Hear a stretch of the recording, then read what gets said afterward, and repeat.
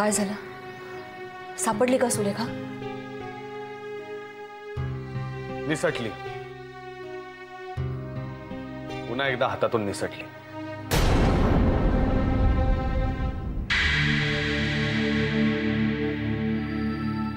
तिला पकडायला जाऊन तुम्ही खूप मोठा धोका पत्करलात.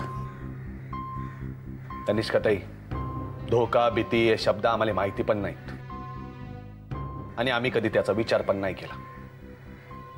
आमच्यासाठी गुन्हेगार तो गुन्हेगारच, आणि धोका भीती असले गोष्टी त्यांना आमच्याबद्दल वाटल्या पाहिजेत हेच आम्हाला आतापर्यंत शिकवलंय. तुम्हाला कोणी सांगितलं तिच्याविषयी? पूनम शास्त्रींचा फोन आला होता. ताबडतोब घरावर धाड घातली, खिडकीतून पळाली. ती डिवसली गेलेली नागिण आहे असं समजा. मला फरक नाही पडत, आणि नागिनच असेल ना तर चिरडायलाच पाहिजे तिले. शांत डोक्याने विचार करावा सलवार.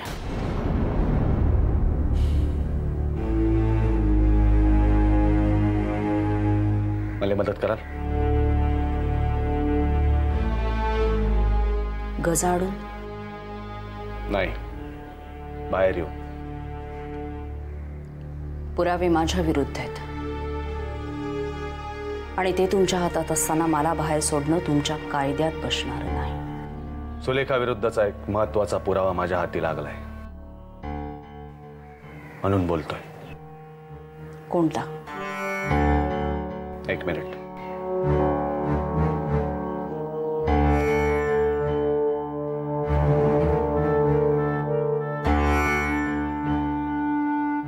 मीच मारलं जिजूंना, तुला माहिती? खूप भीती वाटली, खूप भीती वाटली होती तेव्हा. निखिलच्या मनाचा ताबा घेऊन त्याचा ऍक्सिडेंट घडवून आणला. तेव्हाही भीती वाटली होती मम्मा,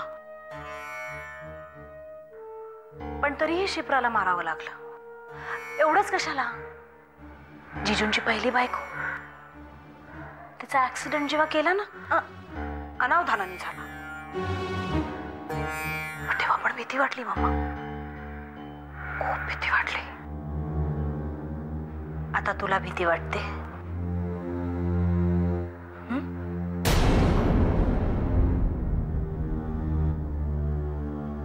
हा पुरावा पुरेसा नाहीये कोर्टात सिद्ध करण्यासाठी. मला माहिती आहे, पण अरेस्ट वॉरंट मिळवण्यासाठी नक्कीच पुरेसा आहे, आणि तुमची जामिनावर सुटका होण्यासाठी सुद्धा. त्यासाठी मी स्वतः प्रयत्न करेन. मी सुटल्यानंतर तुम्हाला मदत करीन असं तुम्हाला वाटत असेल तर प्लीज करू नका. हे बघा तनिष्काताई, तुम्ही दोषी असतात तर फक्त तुमची मदत घेण्यासाठी मी हे कधीच केलं नसतं. तुम्ही निर्दोष आहात असं मला मनापासून वाटतं, म्हणून मी प्रयत्न करणार आहे. मला मदत करायची का नाही हा तुमचा वैयक्तिक प्रश्न आहे. तुम्ही मदत केलीत तर कदाचित काही लोकांचे जीव वाचू शकतील, एवढं लक्षात ठेवा.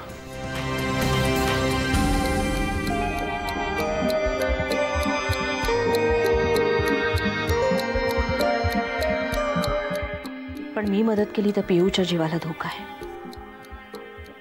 आणि हे मी कोणालाही सांगू शकत नाही.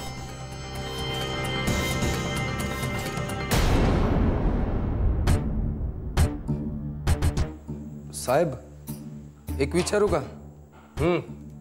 सकाळपासून एकच क्लिप पाहत आहे.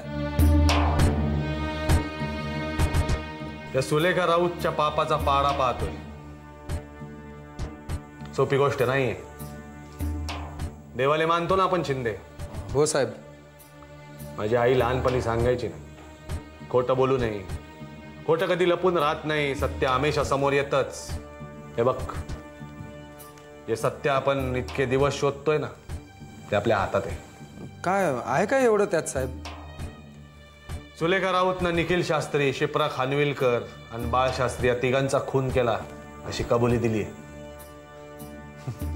नशीब त्या पूनम शास्त्रींचं वाचल्या तिच्या तडाख्यातून.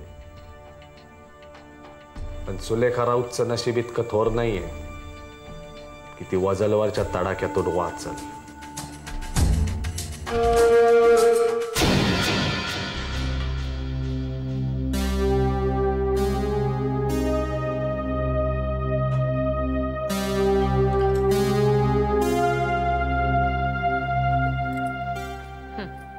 घ्या.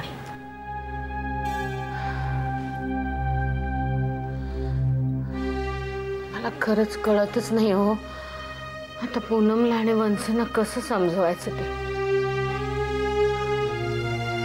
वसुधा, मला एक सारखं वाटतंय की असं काहीतरी घडेल आणि आपली माणसं ही आपलीच राहतील. बघ तू, असंच होईल. आता थोडा वेळ लागेल याला, पण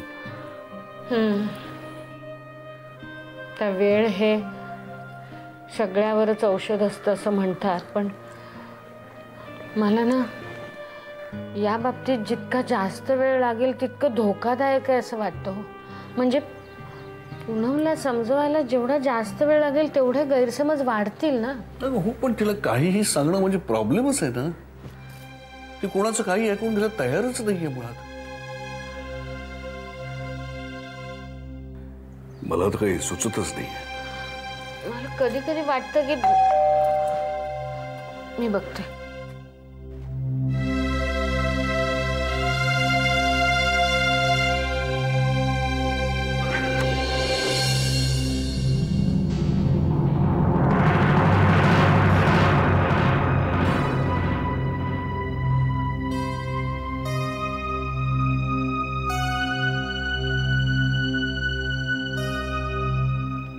वंस, पूनम,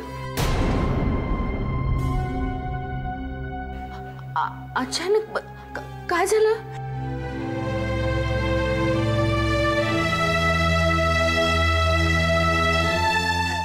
या ना आत या. बहिणी, काय झालं? शांत हो बरं. ये आज ये.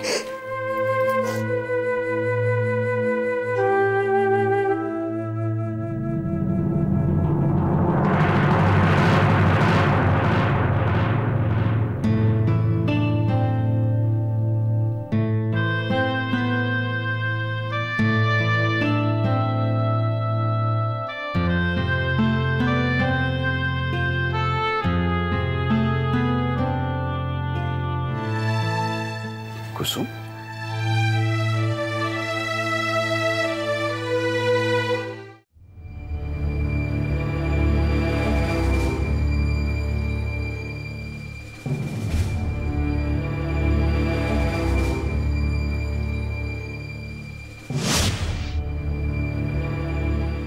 साहेब, कसला विचार करताय?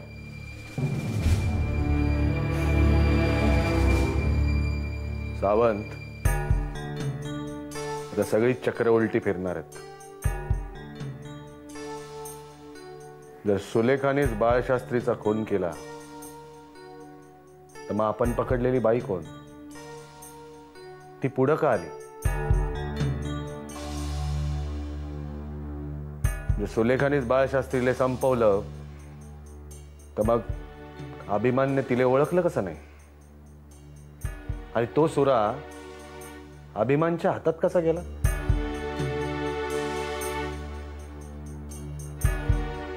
सावंत, बाळशास्त्रीची बंद झालेली फाईल परत उघडायलाच पाहिजे. जा, ती फाईल घेऊन या. Yes sir.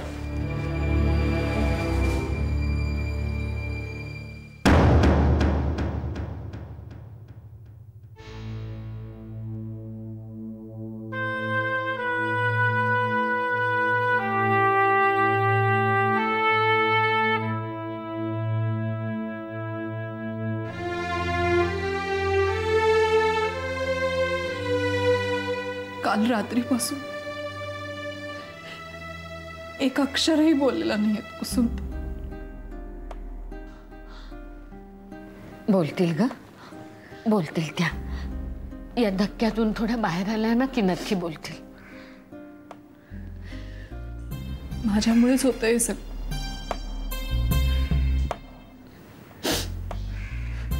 तुम्ही सगळ्यांनी मला परोपरीने सांगायचा प्रयत्न केला, समजवायचा प्रयत्न केला.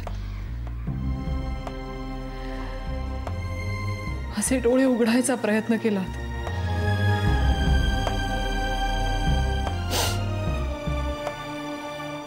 तरी मी सुलेखाला पाठीशीच घालत राहिले. कोणावरच विश्वास ठेवला नाही. बाळवरही नाही.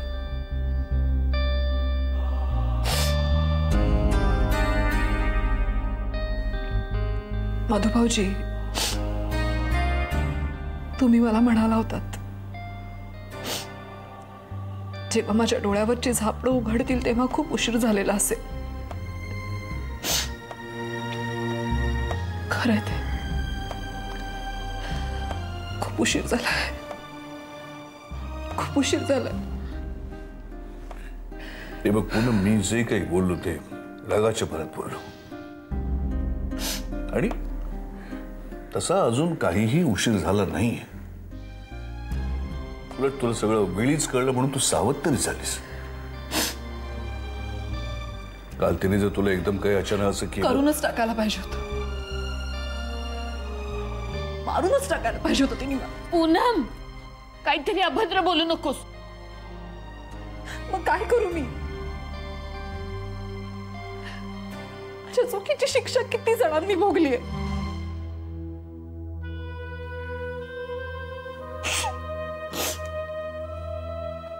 मला मारून जर तिचं मन शांत होणार असेल ना, तर मी मरायलाही तयार आहे. ग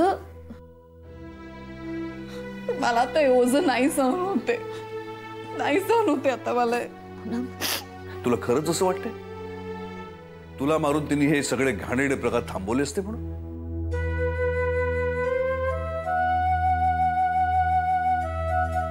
या असले विचार करण्यापेक्षा तिला पकडण्यासाठी पोलिसांना कशी मदत करता येईल याचा विचार करायला पाहिजे आपण.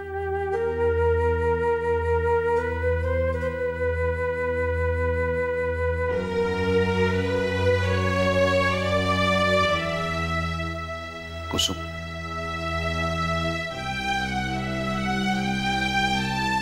तुला धक्का बसणं हे साहजिक आहे.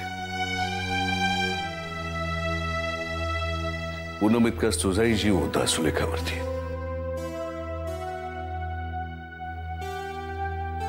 पण त्या नीच मुलीसाठी तू स्वतःला त्रास करून का घेतेस? कुसुम, बोल ग काहीतरी. तुला असं वाटतंय का तू तिची बाजू घेऊन आमच्याशी भांडलीस म्हणून आमचा राग आहे तुझ्यावरती? काढून टाकेल मनातून. आमचा तुझ्यावरती अजिबात राग नाही. उलट तू सुखरूप आहेस कुसुम. किती बरं वाटलं म्हणून सांगू तुला. खरं म्हणशील ना कुसुम, आमचंही थोडंसं चुकलं.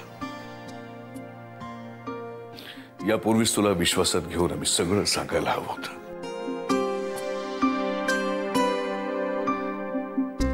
खरंच चुकलं आमचं.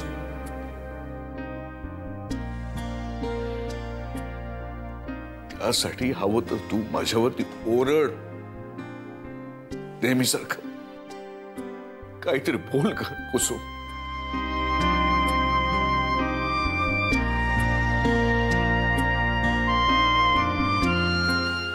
कुसुम,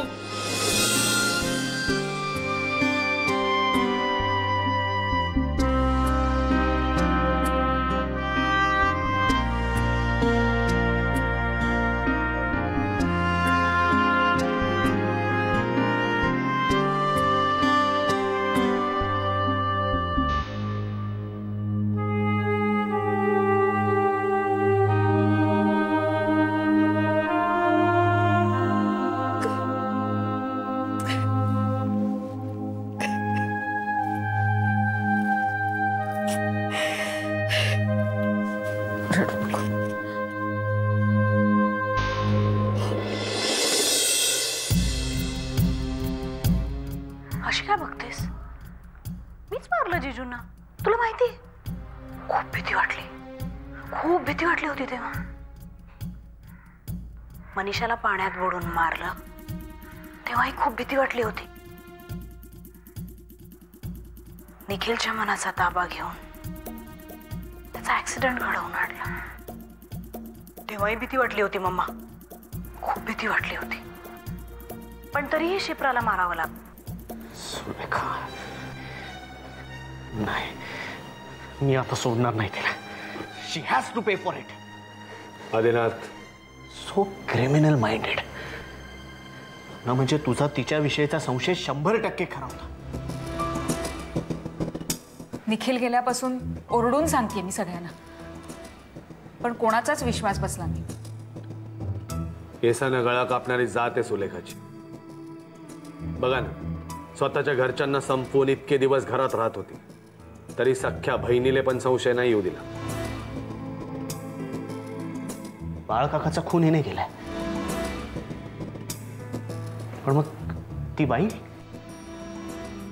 जिने बाळकाकाच्या खुनाची कबुली दिली, काय नाव काय तिचं? मंजुळा. हा, मंजुळा. तिचं काय? सुलेखाच्या शक्तीचा अंमल आहे, बाकी काही नाही. एकदा सुलेखा हातात तर सापडू दे, मग पोलिसांच्या शक्तीचा अंमल दाखवतो मी तिला.